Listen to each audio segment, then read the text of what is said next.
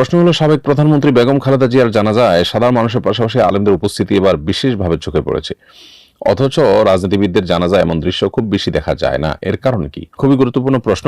সাবেক তিনবারের প্রধানমন্ত্রী বেগম খালেদা জিয়ার জানাজায় সাধারণ মানুষের পাশাপাশি আলেম ওলামা, মাদ্রাসার ছাত্রদের উপস্থিতিটা বেশ উল্লেখযোগ্য ছিল।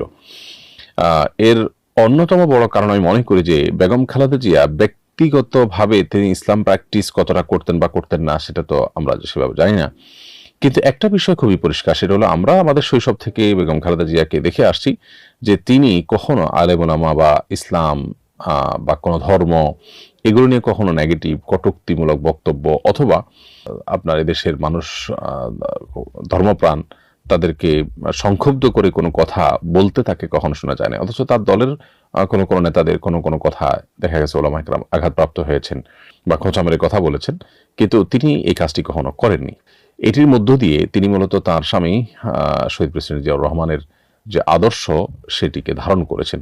এই একটি জায়গায় তিনি অন্য অনেক থেকে পৃথক হয়ে গেছেন। বাংলাদেশের ইতিহাসে যত শাসক এসেছেন, এই শাসকদের মধ্যে খালেদা জিয়ার এই একটা জিনিস, অর্থাৎ ওলামা একরামের প্রতি শ্রদ্ধা, দিন এবং ধার্মিকদের প্রতি শ্রদ্ধা, তাদেরকে কখনো অবজ্ঞা অবহেলা না করা কিংবা তাদেরকে কখনো অপমান না করা, খোঁচাখুচি না করা, এই একটা বিষয়ের কারণে তিনি সাধারণ দিনদার মানুষদের কাছেও বেশ গ্রহণযোগ্য মানুষে পরিণত হয়েছেন।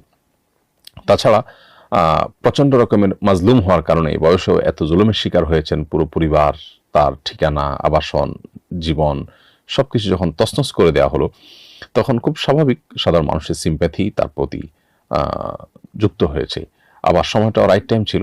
হয়তো বিগত সরকারের আমলে যদি তার মৃত্যু হতো তাহলে সেক্ষেত্রে সেখানে জানা যায় এত মানুষ উপস্থিত হওয়া সহজ ছিল না। মানুষ আসলে স্বাধীনভাবে কোনো কাজ করতে পারলে তখন মানুষ যেটা করে সেটাই হলো মানুষের মনের কথা।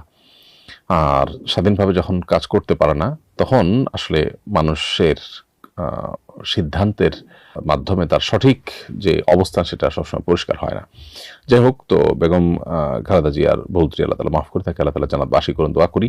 এবং তার যে বিষয়টার কারণে তিনি অনন্য হয়েছেন, তার অনন্য হওয়ার মতো আরও বিষয় থাকতে পারে, আমি যেটি কথা উল্লেখ করেছি সেটি, এবং তার স্বামী এবং শহীদ প্রেসিডেন্ট জিয়াউর রহমানের যে আদর্শ সেটি যেন এই দলের অন্যান্য নেতৃবৃন্দ তারা যেন ধারণ করতে পারেন, আমরা সে দোয়া তাদের জন্য করি। এবং ধর্মপ্রাণ মানুষদের দেশে ধর্মকে আপনার বিমাতা সুলভ আচরণ ধর্ম এবং ধার্মিকদের সাথে করার যে প্রবণতা দীর্ঘদিন থেকে চলে আসছে, সেই প্রবণতা দূর হোক এবং বাহির এজেন্ডা পুশ করার বা সেটাকে আপনার আরোপ করার সমাজের মধ্যে যে প্রবণতা দীর্ঘদিন থেকে চলে আসছে সেটা বন্ধ হোক, সেটা আমরা প্রত্যাশা করি।